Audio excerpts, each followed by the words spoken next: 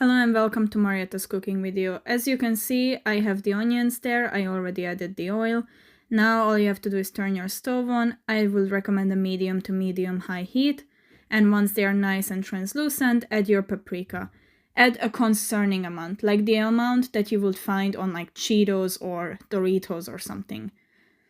Mix that all together nicely so that each and every one of those is coated.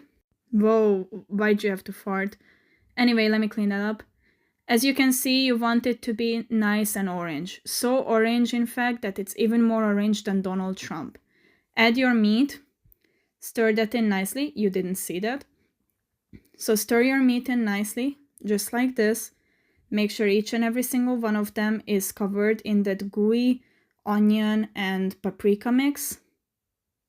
Then cut up your 2 beautiful tomatoes into large chunks. As you can see, I am doing quarters.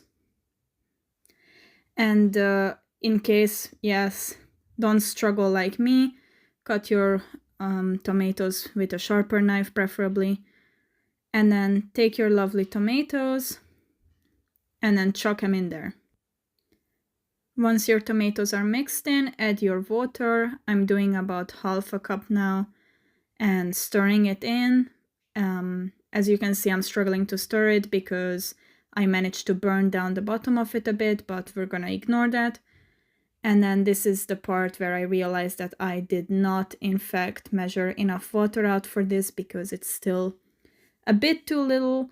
So I'm just gonna leave this here, make sure that you watch over it, get some water from the sink. And hopefully today I will actually show you that I brought more water. Yep, there it is. About that much is more than enough. And then next thing you gotta do is take your lid, plop it on, and then let it simmer for half an hour. Now fill up a pot with hot water, which you should have done about 20 minutes ago when you started cooking this entire thing, but you completely forgot that this isn't a dish that you eat by itself, but with pasta. I filled up this pot in the bathroom because my grandma was washing the dishes. Put it on your stove, turn on the heat under it, and go find out where your salt is. Now salt it the way you would salt your friend. Salt it the way you would salt a mummy before you mummify it. So put a shit ton of salt in it, that's the point. And once you're done, put a lid on it. Now let's check up on our pörkölt. As you can see, it is nice and simmering.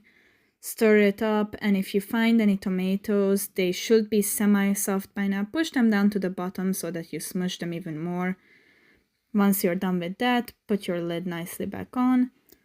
It's been about 15 minutes, so let's check on it again. Still nice and simmering. Time to mix it again. You have to do this quite often because you don't want it to burn. Done. Now put the lid back on because we gotta still simmer it. Then let's take a look at our water. Don't touch it, don't be stupid, use protection, we don't want kids. Although it may not look like it, this is more than enough boiling for me. Why? Because I'm too lazy to wait more time and I just want to get it over with. So go get your huge bag of pasta and chuck it in. I said chuck it in. Come on. That's what I'm talking about. I'm cooking for 4 people for multiple days. That should be enough. Stir it again. Mix it so that the noodles don't stick to the bottom. Done.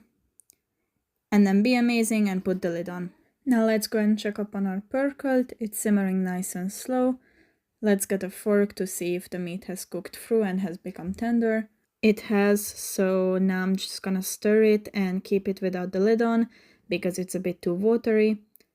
And something that I did forget was the piros arany, so let's put that in. By this time your pasta should be ready, so go ahead and strain it. Nice and slowly, don't burn yourself. Put it out of sight, out of mind. Let's go back to our pörkölt. And it's time to add the cumin because it should be done by now. This is our last step. I did leave it to simmer for 5 minutes afterwards, but that's optional. And this is our product. It may be a bit too liquidy after cooking first, but the next day it should all be nice and stewy.